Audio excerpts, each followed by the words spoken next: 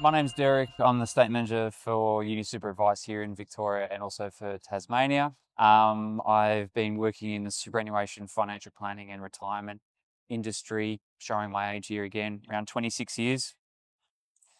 And for all that 26 years, I've had really one reason that gets me out of bed every single morning, and that's simply to try and create a better retirement outcome for the people that I help that would be better than what would otherwise be the case had they not actually engaged in a discussion with me as well. So a lot of what I do is personal advice, a lot of what I do is education, and a lot of what I do is stripping back the mystery and the fog of what personal finance and financial planning is all about as well. So I'm here today to talk about one of my bread and butter topics, I think.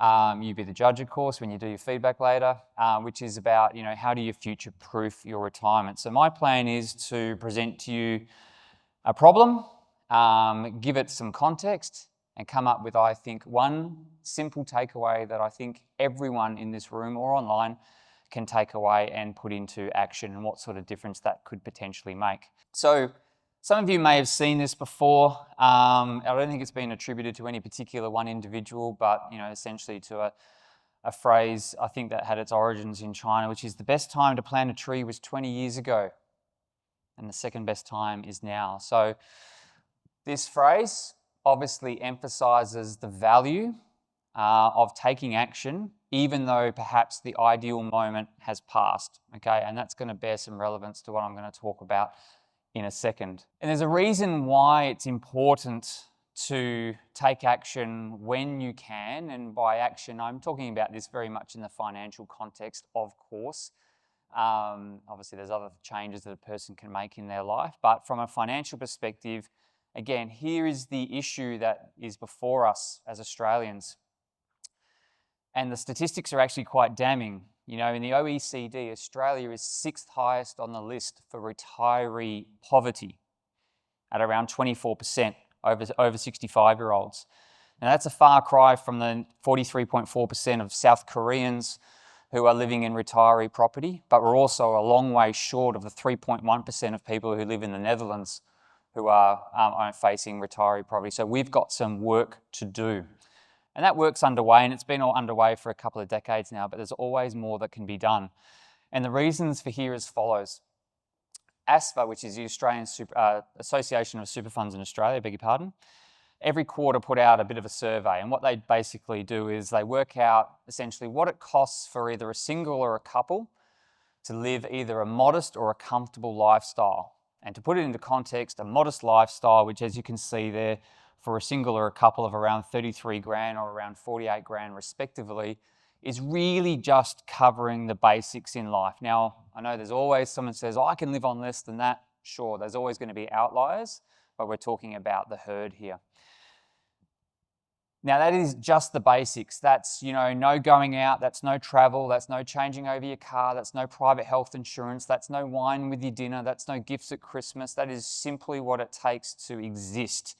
And in context of that, we know that that figure in itself is bigger than the actual age pension payable at a maximum rate for a single or a couple persons. Also, again, there's that, that funding shortfall piece.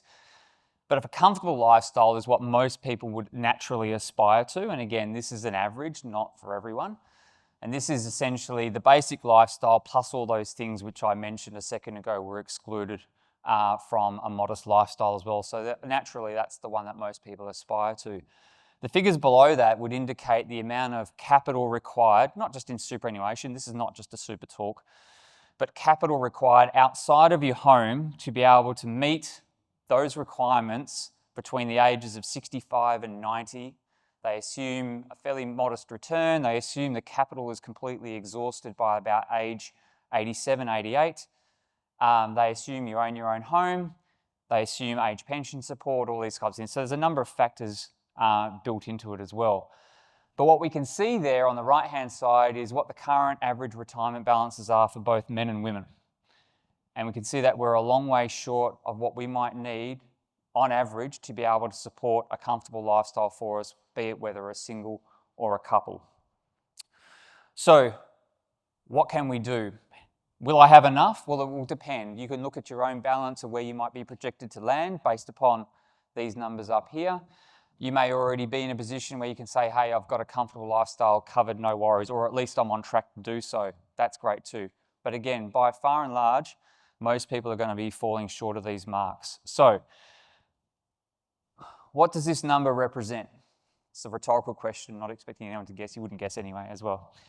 But to me, 117 represents the 117 various planning strategies that we deploy for people to move the needle on their financial position to move it to a better position. Now that's 117 what I would call G-rated strategies, because there's a lot of strategies that other planners in the marketplace might deploy, but obviously there's probably a lot more risk involved. But these are the ones that we play in. But I'm only going to ask you today to consider one of them. And it's going to be just simply saving. Now, you might say, geez, that's boring, but hear me out. At the end of the day, there's lots of things that you can do. But what often happens is when you start having these conversations with people in a general sense like we're doing here today, people go, oh, that sounds good, and then they walk out, and typically what happens is inertia kicks in and nothing happens. And quite frankly, if nothing changes, and we're going to end up being in the same position as what we were by having a funding shortfall for retirement. Now, to put some thinking into this, I'm going to compare two people. Sue and Reggie, yep. I thought we changed the name, but it's still Reggie.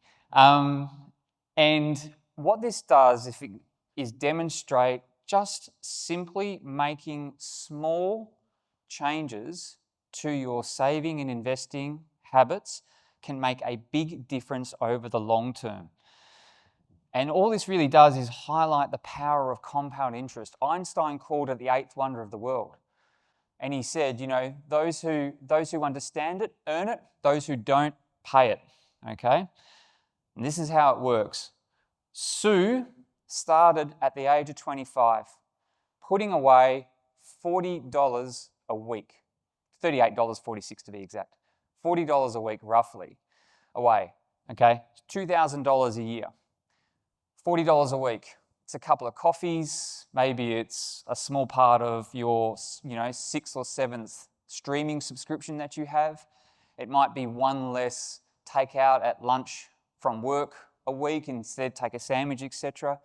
It's not a massive commitment. Most people, despite the fact that we are absolutely in a cost of living crisis, can find $40 a week, okay, somewhere. It's not easy and it might not be immediate, but somewhere along the line, most people can. Jude starts tucking away $40 a week, $2,000 a year, and does that for 35 years. Total amount of money going in, $70,000.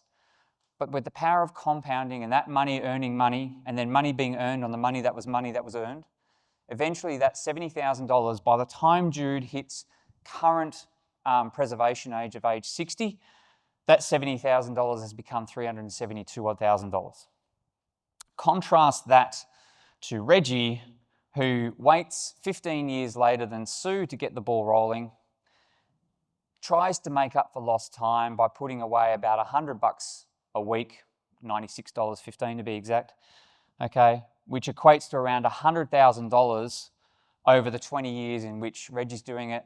That $100,000 of money going in, with the absence of the amount of time that Sue's been able to avail herself of, worth only around $247,000.